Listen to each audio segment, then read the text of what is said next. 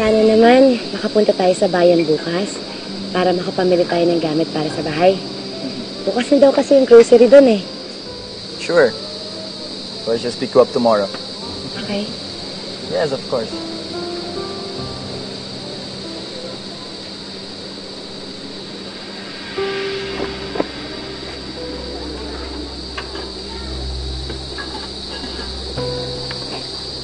Why is this guy still bothering you? Natatakot na nga ako, Gabriel eh. Kahit saan ako magpunta, palagi siya nakasunod sa akin. Alam mo kung meron lang talaga kami mapupuntahan ni nanay na ibang lugar, aalis na ako dito. Matagal ko na kasing pangarap na umalis dito eh. Para sa amin ni nanay. Why do you wanna leave this place? Akala ko, mahal na mahal mo ng lugar nito. Gusto kong umalis sa lugar na to para makalimot sa mga masasamang nangyari dito. At saka para makaiwas na rin kay Lance. Can I ask you something? Why did you and Lance break up? What happened?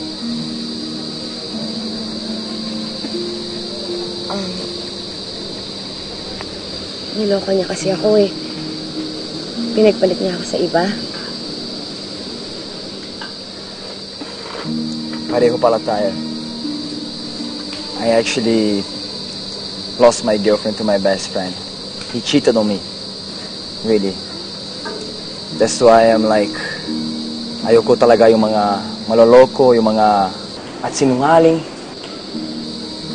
I know the feeling to be betrayed from someone you really love. I know. That's why I'm here for you, okay? Nandito ako para sa'yo.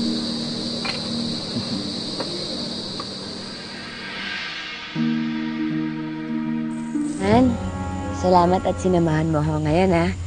Kahit paano naman, nakabawi ka na. Oh, by the way, nakauwi na kaya sina Joey at Aling Daisy? Di ko alam. Ewan ko. Siguro, ihatid mo na lang nga ako. Jasmine. Ah!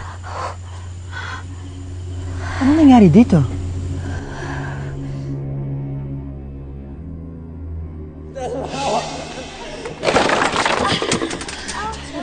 Hindi ko sinasadya itulak. Wala to. Huwag mo na lang pansinin. Jasmine, don't hide secrets from me. I'm your boyfriend. Baka kasi sabihin mo, sinisiraan ko lang si Joey. Si Joey? Oo, si Joey may gawa nito eh. Kinausap ko lang naman siya para sabihin ko na huwag abusuhin yung ginagawa mong kabutihan sa amin. Tapos bigla na lang siya nagalit.